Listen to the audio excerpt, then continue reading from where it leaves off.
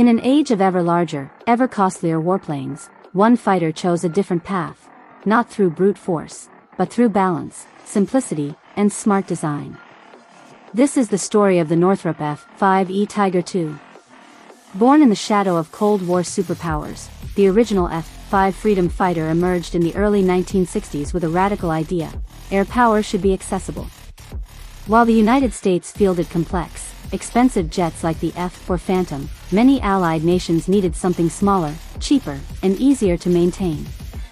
Northrop delivered. The F-5A proved its worth in Vietnam during the Scalability Tiger trials, flying hundreds of combat missions and showing that a lightweight jet could be both tough and effective. But as Soviet MiG-21 spread across the globe, the US and its partners needed more.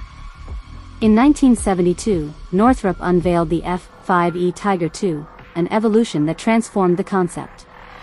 With more powerful engines, a proper fire control radar, and distinctive leading-edge extensions on its wings, the Tiger II gained agility that belied its size. It could accelerate quickly, turn tightly, and sustain high-G maneuvers, qualities that made it a favorite among pilots. For the US military, the F-5E found its most iconic role not as a frontline fighter, but as an adversary. Painted in Soviet-style camouflage and flown by elite aggressor squadrons at Nellis Air Force Base and Naval Air Station Fallon, the Tiger II became the face of the enemy.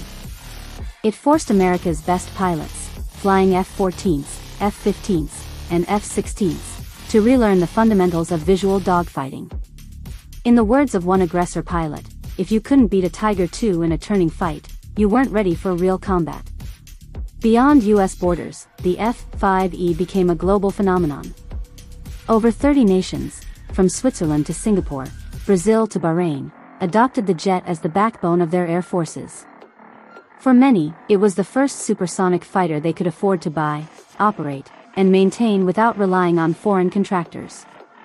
It defended borders, patrolled coastlines, and trained generations of pilots, often operating from remote airstrips with minimal support.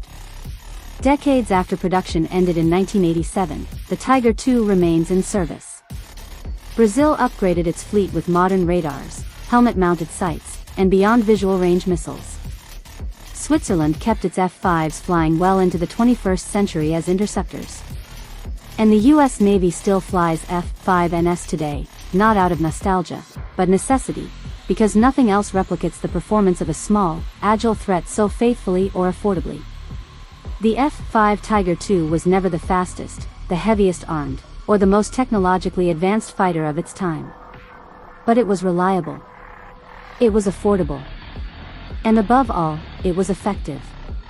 In a world chasing ever greater complexity, the Tiger II stands as a quiet reminder that sometimes, the best solution isn't the big,